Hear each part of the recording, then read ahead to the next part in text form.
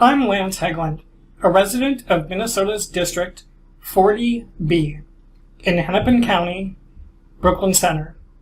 I'm reaching out to my elected officials, community leaders, and organizations throughout my diverse communities to share my experiences and express my deep concern about the dramatic increase in stolen vehicles throughout Minnesota's larger cities, particularly Kias and Hyundais being stolen by teenagers and young adults in metropolitan areas like the Twin Cities, St. Cloud, Duluth, Rochester, and so on.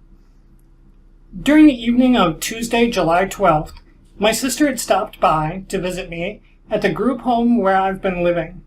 She had parked her 2018 Kia Sportage on the street in front of our home.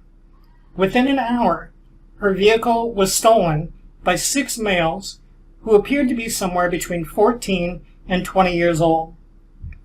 Although her vehicle was recovered 2 days later in St. Paul, it was severely damaged and will likely be a total loss.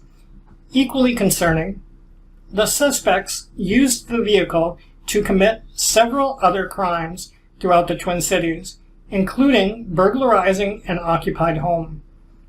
Because of their reckless driving and disregard for others, the suspects created significant harm and risk for our general public, for themselves, and for our public safety officers.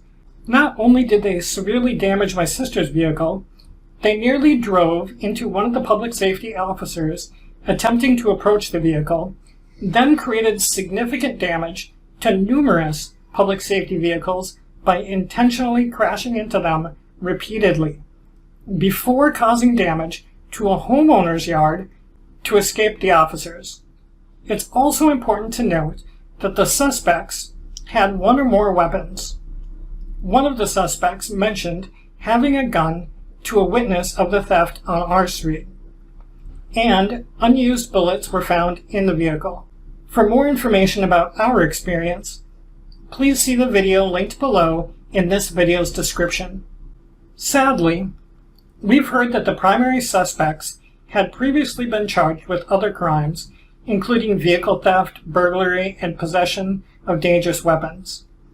However, because they are under the age of 18, they've previously been released to their parents.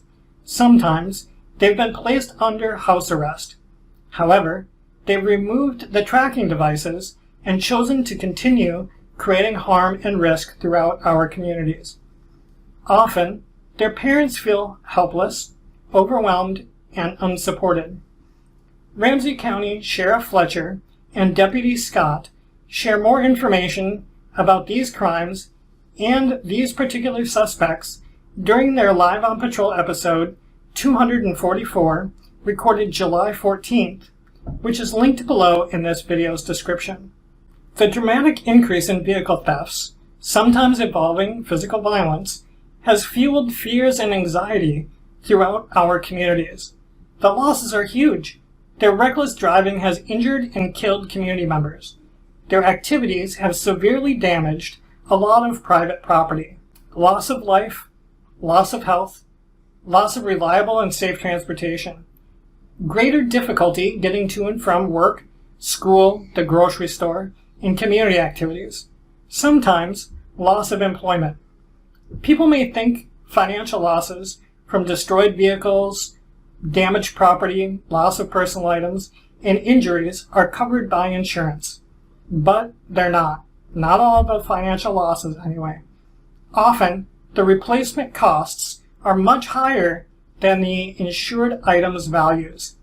And often, no amount of insurance can compensate for the loss of life, injury, loss of abilities, and loss of health. Sometimes, victims must finish paying off vehicle loans for stolen and destroyed vehicles, plus get another vehicle loan so they can get a replacement vehicle. Loss of dignity, loss of stability. And on top of all that, there's long-lasting fear, loss of feeling safe and secure throughout our communities. Victims of these thefts have mentioned feeling violated. They've mentioned experiencing anxiety and panic attacks, feeling more vulnerable to physical attack, theft, and accidents. They've mentioned changing their activities to avoid certain areas of our communities and reducing the amount of time they spend in public in hopes of reducing their risk of theft and violence. Bottom line, we are failing to protect the health, safety, and property of our community members. We're failing to protect, encourage, and empower our youth toward meaningful, productive lives. And we're failing to protect and support our public safety officers. We need your help to rebuild our communities, to improve health, safety, and dignity for everyone.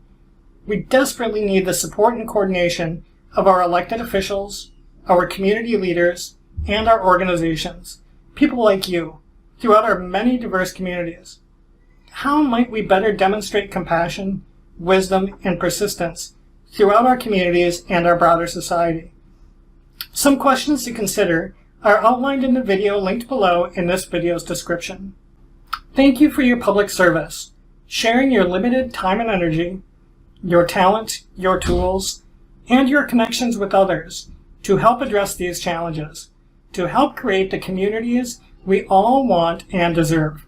Safer and healthier communities, healthier and safer families, safer and healthier people.